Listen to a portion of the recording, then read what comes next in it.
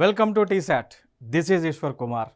So ఈ వీడియోలో మనం కరెంట్ అఫైర్స్ గురించి డిస్కస్ చేసుకోబోతూ ఉన్నాం. సో మే 2025 జరిగినటువంటి అన్ని అంశాలు కూడా మనం డిస్కస్ చేద్దాం ఈ వీడియోలో. సో ఈ వీడియోలో ప్రధానంగా మనం అంతర్జాతీయ సంబంధాలు, అంతర్జాతీయ అంశాలను, ఇంటర్నేషనల్ ఇష్యూస్ని మనం డిస్కస్ చేసుకోబోతూ ఉన్నాం. So let us start. So ఇక్కడ మనం చూసుకున్నట్లయితే ముందుగా మనకి ఆపరేషన్ సింధూర్ న్యూస్లో ఉంది.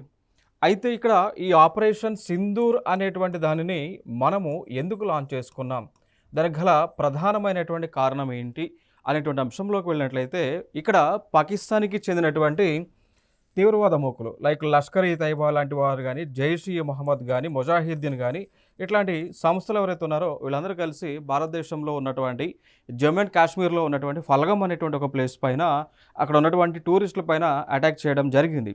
సో దాదాపు దానిలో 26 మంది మరణించారు. సో దాదాపు 25 మంది భారతీయులు, ఒకరు నేపాల్కి చెందినటువంటి వారు మరణించారు అని కేంద్ర ప్రభుత్వం తెలియజేయడం జరిగింది.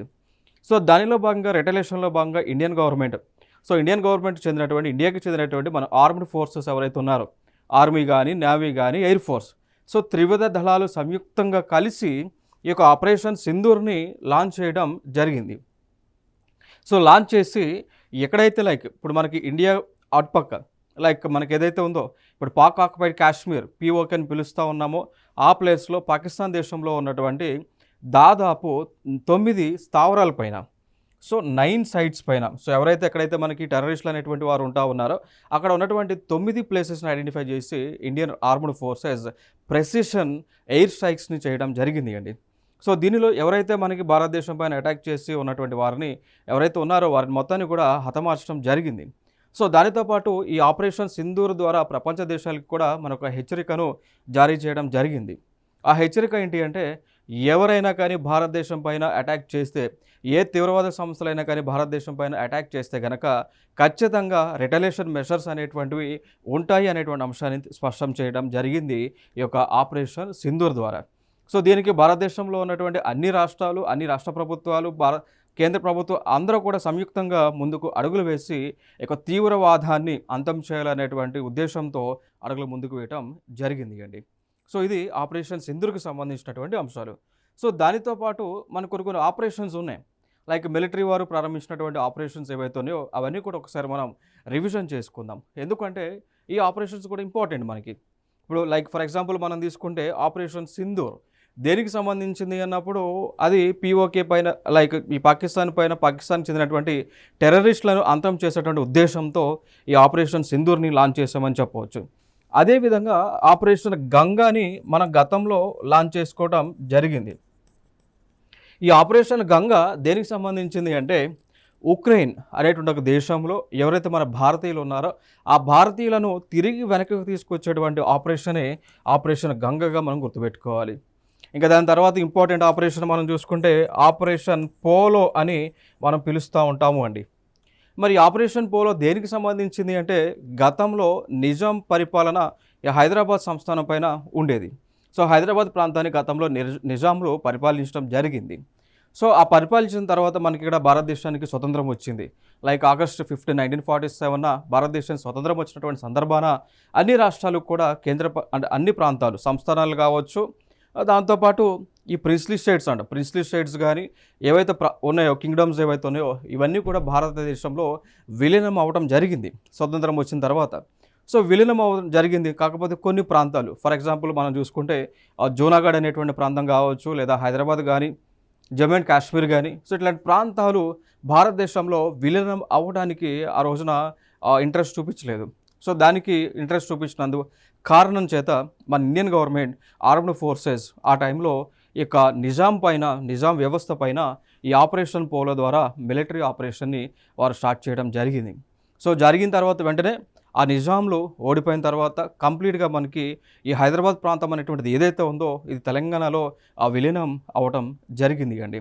సో తెలంగాణ ప్రాంతంలో విలీనం అనేటువంటిది అయ్యింది. సో అది దేని ద్వారా, ఆపరేషన్ పోలో ద్వారా విలీనం అవ్వడం జరిగింది.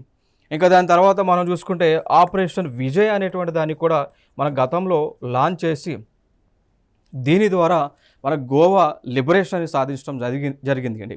సో అంటే లైక్ ఈ ఆపరేషన్ విజయ్ జరగకముందు ఈ గోవా అనేటువంటి రాష్ట్రం ఏదైతే ఉందో సో ఇది పోర్చుగీస్ దేశం యొక్క ఆధ్వర్యంలో ఉన్నటువంటి ప్రాంతం అన్నమాట. సో దానిపైన కూడా మనం మిలిటరీ ఆపరేషన్ చేసి ఈ విజయ్ని అంటే లైక్ ఈ గోవా అనేటువంటి ప్రాంతాన్ని మనం తిరిగి మన భారతదేశంలో మనం విలీనం చేసుకోవటం జరిగింది. సో ఫైనల్గా ఆపరేషన్ విజయ్ దేనికి సంబంధించింది అంటే లిబరేషన్ ఆఫ్ గోవాకి సంబంధించినటువంటి అంశంగా మనం చెప్పుకోవచ్చు అండి. ఆపరేషన్ పోలో దేనికి సంబంధించింది అండి, ఆ హైదరాబాద్ ప్రాంతాన్ని తెలంగాణ ప్రాంతంలో విలీనం చేయడానికి లాంచ్ చేసినటువంటి ఒక మిలిటరీ ఆపరేషన్గా మనం చెప్పుకోవచ్చు.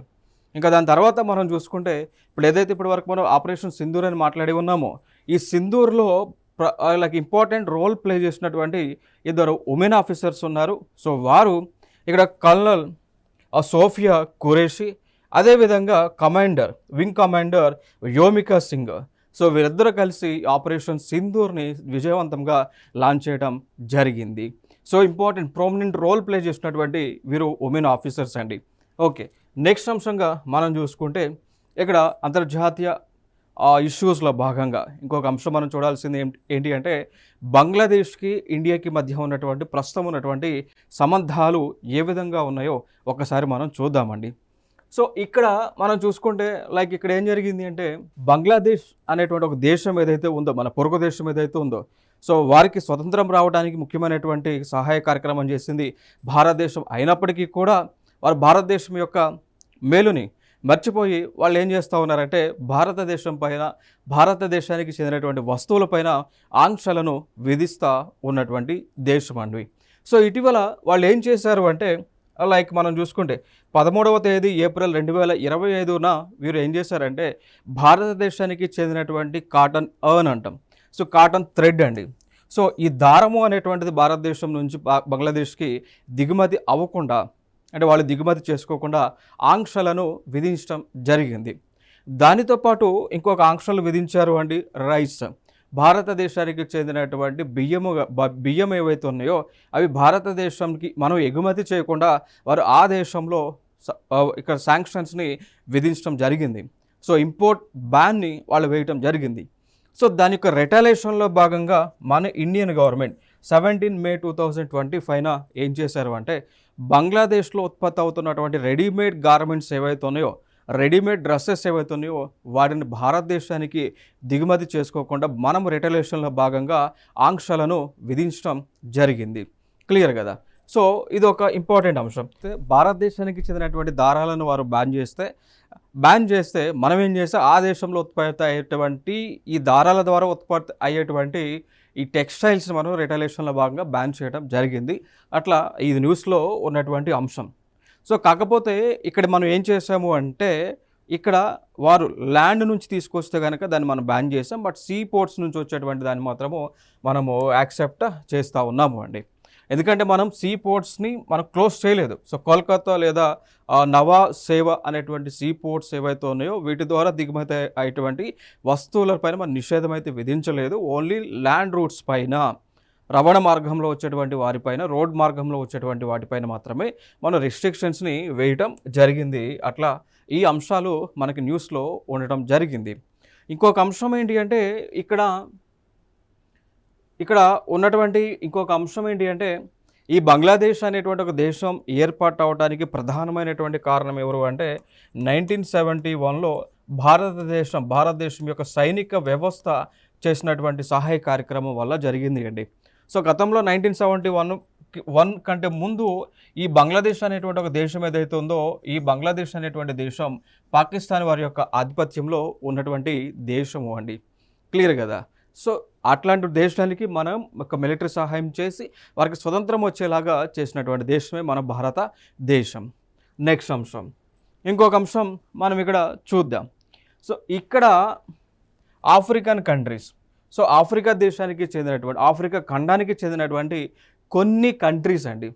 ఆ కొన్ని కంట్రీస్ ఏవంటే లైక్ చాద్ అనేటువంటి ఒక దేశం, చాద్ అనేటువంటి ఒక దేశము, దాని తర్వాత దిజుబౌతి అనేటువంటి ఒక దేశం, Ethiopia, Somalia, south Sudan and Sudan అనేటువంటి ఈ 6 దేశాలు కలిసి ఏకమయ్యి ఒక వ్యాధిని నిర్మూలించడానికి ఏకతాటిపైకి రావటం జరిగింది అండి. ఆ వ్యాధి కాలా అజార్ అని పిలుస్తూ ఉంటాం. సో ఈ కాలా అజార్ అనేటువంటిది వ్యాధి ఎక్కువగా సంక్రమిస్తున్నటువంటి సందర్భాన ఎక్కువ మరణాలు వస్తున్నటువంటి సందర్భాన ఈ 6 ఆఫ్రికా దేశాలన్నీ కూడా ఆఫ్రికా ఖండంలో ఉన్నటువంటి 6 దేశాలు కూడా ఏకమయ్యి ఆ వ్యాధిని నిషేధించడానికి ఎలిమినేట్ చేయడానికి ప్రాలదూర అంటే లైక్ ఆ దేశంలో లేకుండా చేయడానికి ముందుకు రావడం జరిగింది. WHO యొక్క సపోర్ట్తో, వరల్డ్ హెల్త్ ఆర్గనైజేషన్ యొక్క సపోర్ట్తో వారు ముందుకు రావడం జరిగింది. ఇక దాని తర్వాత ఇంకొక అంశం మనం చూడాలి. సో ఈ కాలా అజార్ అనేటువంటి వ్యాధి రావటానికి గల కారణం ఏంటి అనేటువంటి అంశంలోకి వెళ్ళినట్లయితే లెసిమానియా పారాసైట్స్ అంటాం.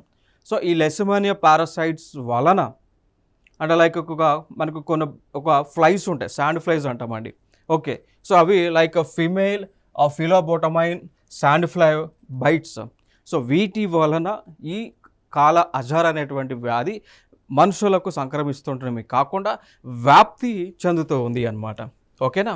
సో దాంతోపాటు మనం చూసుకుంటే ఇక్కడ ఏం జరుగుతుంది అంటే ఈ కాలా అజార్ అనేటువంటి వ్యాధి కనుక సంక్రమిస్తే మనుషుల యొక్క స్కిన్ అనేటువంటిది బ్లాక్ కలర్లోకి మారుతూ ఉంటుంది. సో ఈ వ్యాధి కనుక సంక్రమిస్తే మనుషుల యొక్క స్కిన్ అనేటువంటిది చేంజ్ అయ్యి బ్లాక్ కలర్లోకి చేంజ్ అవుతూ ఉంది. సో దాన్నే మన అందుకోసమే కాలా అజార్ అని పిలుస్తూ ఉంటాము అండి. ఓకే, సో దానితో పాటు మరణాలు అనేటువంటి సంభవిస్తూ ఉన్నాయి. దానితో పాటు ఫీవర్, సో ఎక్కువ కాలం వారికి జ్వరం రావడం కానీ, బరువు తగ్గడం, వెయిట్ లాస్ అవ్వడం కానీ, ఫ్యాటిగ్ అంటే లైక్ నీరసించిపోవడం కానీ, and spleen and liver enlargement. So బాడీలో ఉన్నటువంటి స్ప్లీన్ అనేటువంటి ఒక ఆర్గన్ కానీ, లివర్ అనేటువంటి ఒక ఆర్గన్ కానీ అవి సైజెస్ అనేటువంటి పెరుగుతూ ఉన్నాయి ఈ వ్యాధి వస్తాయి. దానితో పాటు బ్లడ్ లాస్ కూడా అవటం ద్వారా ఎనీమియా, బ్లడ్ లాస్, అదేవిధంగా ఐరన్ డెఫిషియన్సీ ఉండటం వలన ఎనీమియా అనేటువంటి వ్యాధి కూడా ఈ కాలా అజార్ వల్ల సంక్రమిస్తూ ఉంది. ఓకే, సో దీనిలో భాగంగా మనం చూసుకుంటే ఈ ఆఫ్రికన్ దేశాలు 6 వరల్డ్ హెల్త్ ఆర్గనైజేషన్, సో ప్రపంచ ఆరోగ్య సంస్థ ఇవన్నీ కలిసి 2030 కల్లా ఈ కాలా అజార్ అనేటువంటి వ్యాధి ఈ ప్రాంతాలలో లేకుండా చేసే విధంగా ముందుకి అడుగులు వేస్తూ ఉన్నారు. సో ఇంకొక అంశం, ఇక్కడ న్యూస్లో ఉన్నటువంటి అంశాలు ఒక ప్రాంతానికి సంబంధించింది అండి. సో ఇక్కడ చాగోస్ ఐలాండ్స్ అని అంటాం. సో ఇక్కడ కనిపిస్తూ ఉంది చాగోస్ ఐలాండ్స్. సో చాగోస్ అనేటువంటి పేరుతో పిలువబడే ద్వీపాలు ఇవి న్యూస్లో ఉన్నాయి. ఎందుకు న్యూస్లో ఉన్నాయి అంటే ఈ ద్వీపాల పైన హక్కుని యునైటెడ్ కింగ్డమ్ వాళ్ళు మారిషస్ దేశానికి ఇవ్వటం జరిగింది. సో దీని గురించి కొంత అంశాలు మనం మాట్లాడుకుందాం.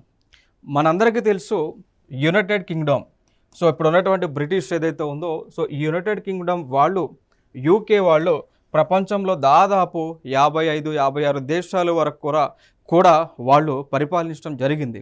దేశాలను, ద్వీపాలను వాళ్ళు పరిపాలించడం జరిగింది. సో అందులో భాగంగా వీళ్ళు ఈ చాగోస్ ఐలాండ్స్ని కూడా పరిపాలించడం జరిగింది. సో వీళ్ళు దాదాపు మనం చూసుకుంటే 1840 నుంచి అండి 1814వ సంవత్సరం నుంచి కూడా ఈ చాగోస్ ద్వీపాలు వారి యొక్క ఆధీనంలో ఉండటం జరిగింది. అయితే ఇక్కడ మారిషస్ అనేటువంటి ఒక దేశం, ఇక్కడైతే ఇక్కడ చూడవచ్చు మనం ద్వీపం, ఇది ఒక దేశం, ఐలాండ్ కంట్రీ. సో మారిషస్ అనేటువంటి దేశం ఎప్పటి నుంచో కూడా క్లెయిమ్ చేస్తూ ఉంది. ఏమని?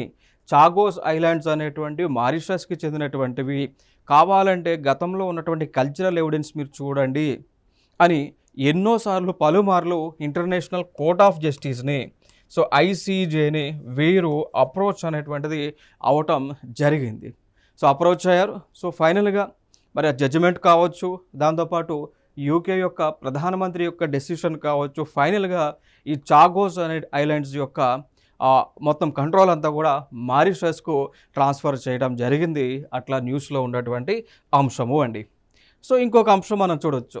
Who is the present prime minister, who is the present UK's prime minister అన్నప్పుడు మనం చెప్పవచ్చు కేర్ స్మార్టర్ అనేటువంటి వారు ఇప్పుడు ఈ దేశానికి ప్రైమ్ మినిస్టర్గా ఉన్నారు అండి. సో ఇవి మనకి ఇంపార్టెంట్ పాయింట్స్గా మనం మాట్లాడుకోవచ్చు. అయితే ఇక్కడ మారిషస్ అయినా కానీ, చాగోస్ ఐలాండ్స్ కానీ, ఇవన్నీ కూడా ఇండియన్ ఓషన్లో ఉన్నటువంటి ప్రాంతాలే, హిందూ మహాసముద్రంలో ఉన్నటువంటి ప్రాంతాలుగా మనం చెప్పుకోవచ్చు. ఇంకొక అంశం మనకి న్యూస్లో ఉంది. అంశం ఏంటి అంటే ఇది ఎకనామిక్ కారిడార్ సంబంధించి. అయితే మన దేశానికి, భారతదేశానికి పొరుగున ఉన్నటువంటి దేశాలు, లైక్ ఫర్ ఎగ్జాంపుల్ మనం చూసుకుంటే భారతదేశానికి మనకి నార్త్ సైడ్ అంటే నార్త్ ఈస్ట్ సైడ్ ఉన్నటువంటి దేశం చైనా, భారతదేశానికి వెస్ట్లో ఉన్నటువంటి దేశం పాకిస్తాన్. సో చైనా అదేవిధంగా పాకిస్తాన్ ఈ రెండు దేశాలు కలిసి ఒక ఎకనామిక్ కారిడార్ని ప్రారంభించుకోవటం జరిగింది అండి. ఓకే, సో చైనా పాకిస్తాన్ ఈ రెండు దేశాలు కలిసి ఒక ఎకనామిక్ కారిడార్ని ప్రారంభించుకోగా ఇటీవల ఈ కూటమిలోకి ఆఫ్ఘనిస్తాన్ని వీరు యాడ్ చేసుకోవటం జరిగింది. సో అట్లా ఈ అంశం మనకి న్యూస్లో ఉన్నటువంటి అంశము క్లియర్ కదా. సో చైనా పాకిస్తాన్ అనేటువంటి రెండు దేశాలు ఏవైతే ఉన్నాయో ఇవి ఎకనామిక్ కారిడార్ని ఏర్పాటు చేసుకునే దానిలో ఇప్పుడు ఇటీవల ఈ ఆఫ్ఘనిస్తాన్ అనేటువంటి దేశానికి మెంబర్షిప్ని ఇవ్వటం జరిగింది. అట్లా ఇది న్యూస్లో ఉండటం జరిగింది. మరి ఈ పాయింట్ ఆఫ్ వ్యూలో మనం కొన్ని అంశాలను మనం మాట్లాడుకోవాల్సి ఉంటుంది అండి. ఏ అంశాలు అంటే గతంలో మనం చూడొచ్చు ఈ చైనా అనేటువంటి ఒక దేశము 2015లో 2015వ సంవత్సరంలో బెల్ట్ అండ్ రోడ్ ఇనిషియేటివ్ అనేటువంటి ఒక ప్రాజెక్ట్ని లాంచ్ చేయడం జరిగింది. సో దీన్ని మనం అంటాము సిల్క్ రోడ్ అని కూడా మనం పిలవచ్చు. అయితే ఈ బెల్ట్ రోడ్ ఇనిషియేటివ్ ద్వారా ఏంటి అంటే చైనా ఒక ముఖ్య ఉద్దేశం ఏంటి అంటే రోడ్ ద్వారా కానీ, సో రోడ్ ద్వారా కానీ, రైల్ ద్వారా కానీ, ఎయిర్ లైక్ షిప్ వేస్ అనమాట, సో వాటర్ వేస్ అంటాం. సో వాటర్ వేస్ ద్వారా కానీ ఈ పక్కన ఉన్నటువంటి దేశాలు అన్నిటితో కూడా సంబంధాలను ఏర్పాటు చేసుకొని అంటే రవాణా మార్గాన్ని ఏర్పాటు చేసుకొని దాని ద్వారా వ్యాపారం చేయాలి అనేటువంటి ఉద్దేశం అనమాట. అయితే ఇక్కడ మనం చూసుకుంటే ఈ బెల్ట్ రోడ్ ఇనిషియేటివ్ ఏదైతే చైనా ప్రారంభించిందో దాన్నే మనం OBOR అని కూడా పిలవచ్చు. One belt one road, OBOR అని కూడా మనం పిలవచ్చండి. అయితే ఈ వన్ బెల్ట్ వన్ రోడ్ అనేటువంటి కాన్సెప్ట్ ఏదైతే ఉందో లేదా బెల్ట్ అండ్ రోడ్ ఇనిషియేటివ్ అనేటువంటి కాన్సెప్ట్ ఏదైతే ఉందో దీనిలో భారతదేశము ప్రస్తుతము మెంబర్గా లేదు. కారణం ఏంటి అంటే ఇండియన్ గవర్నమెంట్ యొక్క పర్మిషన్ లేకుండా ఈ చైనా వాళ్ళు ఈ చైనా పాకిస్తాన్ ఎకనామిక్ కారిడార్ని నిర్మిస్తూ ఉన్నారు కాబట్టి సో ఇండియన్ గవర్నమెంట్ దానికి ఆ విముఖతతో అంటే ఇంట్రెస్ట్ ఉంది. సో ఇండియా యొక్క పర్మిషన్ లేకుండా పాక్ ఆక్యుపైడ్ కాశ్మీర్లో ఈ ఎకనామిక్ కారిడార్ ప్రారంభిస్తూ ఉంటే ఇండియన్ గవర్నమెంట్ ఇక్కడ అపోజ్ చేయడం జరుగుతూ ఉంది. క్లియర్ కదా. సో ఇదొక అంశంగా మనం గుర్తుపెట్టుకోవాలి. మరి ఈ పాయింట్ ఆఫ్ టైంలో ఇండియా ఏదైతే మనం ఒప్పుకోవట్లేదో ఈ పాయింట్ ఆఫ్ టైంలో ఈ ఆఫ్ఘనిస్తాన్ దేశం కూడా ఈ China Pakistan economic corridor nothing but belt and road ఇనిషియేటివ్లో జాయిన్ అవ్వడం అనేటువంటిది భారతదేశానికి కూడా ఆలోచన చేయాల్సినటువంటి అంశంగా మనకు కనిపిస్తూ ఉంది. క్లియర్ కదా. సో ఇవి ఇక్కడ ఈ కాంపిటేటివ్ ఎగ్జామ్స్ పాయింట్ ఆఫ్ వ్యూలో ఇంకా మనం మాట్లాడుకోవాల్సినటువంటి అంశం. నెక్స్ట్ ఇంకొక అంశాన్ని మనం ఇక్కడ చూద్దాం. సిరియాపై ఆంక్షలు ఎత్తేయనున్న అమెరికా అనేటువంటి అంశం మనకు కనిపిస్తూ ఉంది ఇక్కడ. సో మ్యాప్లో మనం చూసుకుంటే ఇక్కడ ఈ ప్రాంతంలో యునైటెడ్ స్టేట్స్ ఆఫ్ అమెరికా ఉంటుంది. ఇక్కడ ఈ ప్రాంతంలో ఇక్కడ సిరియా అనేటువంటి అంటే like we can say that గల్ఫ్కి దగ్గరలో సిరియా అనేటువంటి ఒక దేశం ఉంటా ఉంది. సో గతంలో ఈ సిరియా అనేటువంటి ఒక దేశం పైన యునైటెడ్ స్టేట్స్ ఆఫ్ అమెరికా వాళ్ళు ఆంక్షలను విధించడం జరిగింది 1979లో. మరి దీనికి గల కారణం ఏంటి? సిరియా పైన ఆంక్షలను విధించడానికి గల కారణాలు ఏంటి అంటే ఇక్కడ 1979లో సిరియా ఉగ్రవాదులను తయారు చేస్తూ అంటే ఉగ్రవాదాన్ని పెంచి పోషిస్తున్నారు కాబట్టి అందుకు అంటే రిటలేషన్లో భాగంగా ఇక్కడ యునైటెడ్ స్టేట్స్ ఆఫ్ అమెరికా వారు సిరియా పైన ఆంక్షలను విధించడం జరిగింది అండి. సో ఉగ్రవాదాన్ని ప్రోత్సహిస్తున్నటువంటి కారణంతో సిరియా పైన యునైటెడ్ స్టేట్స్ ఆఫ్ అమెరికా వారు 1979లోనే ఈ యొక్క ఆంక్షలను విధించడం జరిగింది. సో ఆంక్షలను విధించడంలో భాగంగా ఇక్కడ ఏం చేశారు అంటే ఎసెట్ ఫ్రీజింగ్ అండి. సో అంటే లైక్ ఆస్తులను సంబంధించి ఫ్రీజ్ చేయడం జరిగింది. ఇన్వెస్ట్మెంట్ సో పెట్టుబడులు అనేటువంటి ఆదేశంలో పెట్టకుండా వీరు నిషేధించడం జరిగింది. దాని తర్వాత రెస్ట్రిక్షన్స్ ఆన్ పెట్రోలియం ఇంపోర్ట్స్ అండి. సో లైక్ పెట్రోలియం ఇంపోర్ట్స్ని జరగకుండా పెట్రోలియం యొక్క దిగుమతులు జరగకుండా వారు నిషేధాన్ని విధించడం జరిగింది. సో ఇటీవల అయితే ఇప్పుడు అమెరికాకి యునైటెడ్ స్టేట్స్ ఆఫ్ అమెరికాకి డొనాల్డ్ ట్రంప్ ప్రెసిడెంట్ అయినటువంటి సందర్భాన వీరు తీసుకున్నటువంటి డెసిషన్స్ ఏంటి అంటే గతంలో ఏదైతే సిరియా పైన ఆంక్షలను విధించారో అవి మొత్తాన్ని కూడా తొలగిస్తూ ఉన్నారు. సో అదొక ఇంపార్టెంట్ ఏరియాగా మనం చెప్పుకోవచ్చు. ఇంకా అయితే ప్రస్తుతం సిరియా దేశం యొక్క ప్రెసిడెంట్ మనం చూసుకుంటే ఆయనే అహ్మద్ ఆల్ షరా ఈయన ప్రెసిడెంట్గా ఈ దేశానికి ఉన్నారు. అమెరికా యొక్క ప్రెసిడెంట్ మనం చూసుకుంటే మనందరికీ తెలుసు డొనాల్డ్ ట్రంప్. ఇటీవల ఆయన ఎన్నిక అవ్వడం జరిగింది. రెండవసారి యునైటెడ్ స్టేట్స్ ఆఫ్ అమెరికాకు ప్రెసిడెంట్గా వారు ఎన్నిక అవ్వడం జరిగింది. ఇంకొక అంశాన్ని ఇక్కడ మనం చూద్దామండి. సో ఇక్కడ మనం చూస్తున్నాం ఇండియా యొక్క సిటిజన్స్ పైన లైక్ కొన్ని తీవ్రవాద సంస్థలు, సో పాకిస్తాన్కి చెందినటువంటి కొన్ని తీవ్రవాద సంస్థలు లైక్ లష్కర్ ఇ తైబా కానీ లైక్ జైష్ ఇ మహమ్మద్ లాంటి సంస్థలు ఎవరైతే ఉన్నారో వారు ఇండియా యొక్క టూరిస్టుల పైన, ఇండియా యొక్క సిటిజన్స్ పైన అటాక్ చేయడం జరిగింది. సో దానిలో భాగంగా మన ఇండియన్ గవర్నమెంట్ రెటలేషన్లో భాగంగా ఇండియన్ గవర్నమెంట్ ఏం చేసింది అంటే ఇక్కడ ఈ యొక్క టెర్రరిస్ట్ గ్రూప్స్ ఎవరైతే ఉన్నారో ఆ టెర్రరిస్ట్ గ్రూప్స్ పైన దాదాపు 9 ప్లేసెస్లో మనము స్ట్రైక్స్ చేయడం జరిగింది. ఆ స్ట్రైక్స్ అన్నీ కూడా ప్రెసిషన్ స్ట్రైక్స్ అంటాం. ఈ టెర్రరిస్టుల పైన ప్రెసిషన్ స్ట్రైక్స్ చేసి వారిని మనము హతమార్చడం జరిగింది. దానితో పాటు మనం ఏం చేసాము అంటే ఇండస్ వాటర్ ట్రీటీ, సో ఏదైతే మనం 1960లో ఇండియా పాకిస్తాన్ మధ్య ఏదైతే ఒక ఇండస్ వాటర్ ట్రీటీ, సింధు నది యొక్క జలాల ఒప్పందం ఏదైతే మనం చేసుకొని ఉన్నామో సో దాన్ని మనం సస్పెండ్ చేయడం జరిగింది. ఓకే, సో దాంతోపాటు సస్పెన్షన్ చేసిన తర్వాత రెండు దేశాల మధ్య కూడా కాల్పులు ఎక్స్చేంజ్ అయినాయి. సో ఫైర్స్ జరిగినాయి, లైక్ డ్రోన్స్ అటాక్ జరిగినాయి. మనం డిఫెన్స్ మెకానిజంతో ఆ డ్రోన్స్ మొత్తాన్ని కూడా మనం పేల్చేయడం ఇవన్నీ కూడా జరిగింది. సో ఆ పాయింట్ ఆఫ్ వ్యూలో వార్ జరిగేటువంటి సిచ్యువేషన్ ఉన్నటువంటి పాయింట్ ఆఫ్ వ్యూలో ఇక్కడ టర్కీ అనేటువంటి ఒక దేశము, అజర్బైజాన్ అనేటువంటి ఒక దేశం, ఈ రెండు దేశాలు కలిసి పాకిస్తాన్కి సపోర్ట్ చేశాయి. సో చేసిన తర్వాత దానికి రిటైలేషన్లో భాగంగా ఇండియన్ గవర్నమెంట్ ఏం చేసింది అంటే ఇక్కడ టర్కీ దేశంతో అదేవిధంగా అజర్బైజాన్ అనేటువంటి ఒక దేశంతో ఈ ట్రేడ్ రిలేషన్షిప్స్ ఏవైతే ఉన్నాయో వాటిని రెస్ట్రిక్ట్ చేయడం జరిగింది. సో వాటిని బ్యాన్ చేయడం జరిగింది. అట్లా ఈ అంశాలు మనకి న్యూస్లో ఉండడం జరిగింది. మరి ఈ ఆస్పెక్ట్స్లో కాంపిటేటివ్ ఎగ్జామ్స్ పాయింట్ ఆఫ్ వ్యూలో మనం ఎటువంటి క్వశ్చన్స్ని ఎక్స్పెక్ట్ చేయవచ్చు అంటే ఫర్ ఎగ్జాంపుల్గా మనం తీసుకుంటే లైక్ ఇటీవల ఏ దేశముతో భారత ప్రభుత్వము ట్రేడ్ బ్యాన్ అంటాం, ఓకేనా. సో వ్యాపార ఒప్పందం ఏదైతే ఉందో సో దాన్ని నిషేధించింది అన్నప్పుడు మనం చెప్పవచ్చు లైక్ టర్కీ అండ్ అజర్బైజాన్ అనేటువంటి దేశాలతో, క్లియర్ కదా. సో దాంతోపాటు లైక్ ఇండియన్స్ చాలామంది కూడా ఎవరైతే టూరిస్టులు ఆ దేశానికి వెళ్తూ ఉన్నారో వారందరూ కూడా వారి యొక్క టికెట్స్ని క్యాన్సిల్ చేసుకోవడం జరిగింది, ట్రావెల్ని క్యాన్సిల్ చేయడం జరిగింది. దాంతోపాటు ఇండియన్ వారు టర్కిష్ ప్రోడక్ట్లను కూడా వారు లైక్ యాపిల్స్ కానీ మార్బుల్స్ కానీ బాయ్కాట్ చేయడం జరిగింది, నిషేధించడం జరిగింది. ఓకే, సో దాంతోపాటు ఇంపోర్ట్స్ని కూడా దిగుమతులను కూడా నిషేధించి దిగుమతులను కూడా ఆపడం జరిగింది అండి. సో ఆ పాయింట్ ఆఫ్ వ్యూలో మనం చూసుకుంటే ఇండియన్ చెందినటువంటి ఫార్మాస్యూటికల్స్ ఏవైతే ఉన్నాయో, మెడికల్ ఎక్విప్మెంట్స్ ఏవైతే ఉన్నాయో అవన్నీ కూడా మనం టర్కీ దేశానికి ఎగుమతి చేయడం ఆపడం జరిగింది రిటైలేషన్లో భాగంగా. సో దాని ద్వారా మనందరికీ తెలుసు సో భారతదేశము మెడికల్ హబ్, సో ఫార్మాస్యూటికల్ రంగంలో భారతదేశము వరల్డ్లోనే టాప్ ప్లేస్లో ఉన్నటువంటి దేశం. మన దేశం ఇచ్చేటువంటి క్వాలిటీ మెడిసిన్స్ ఏవైతే ఉన్నాయో ఇవన్నీ కూడా క్వాలిటీ మెడిసిన్స్ అవ్వటం, తద్వారా ఇవి ఆ దేశానికిలో మనకు అందుబాటులో లేకపోవడం వల్ల చాలా ఆరోగ్యపరమైనటువంటి సమస్యలు రావటం జరుగుతూ ఉంది అనేటువంటి అంశం మనం ఇక్కడ తెలుసుకోవచ్చు అండి. ఓకే, నెక్స్ట్ దాని తర్వాత ఇంకొక అంశం మనం చూద్దాం like Indo Pacific logistics network అండి.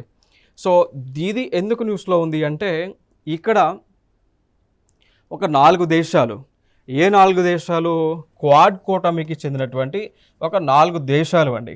లైక్ క్వాడ్ గ్రూప్ అంటాం, క్వాడ్రిలేటరల్ సెక్యూరిటీ డైలాగ్ అనేటువంటిది ఏదైతే మనం ఏర్పాటు చేసుకొని దీనిలో ఒక 4 దేశాలు మనం యాడ్ చేసుకున్నాం.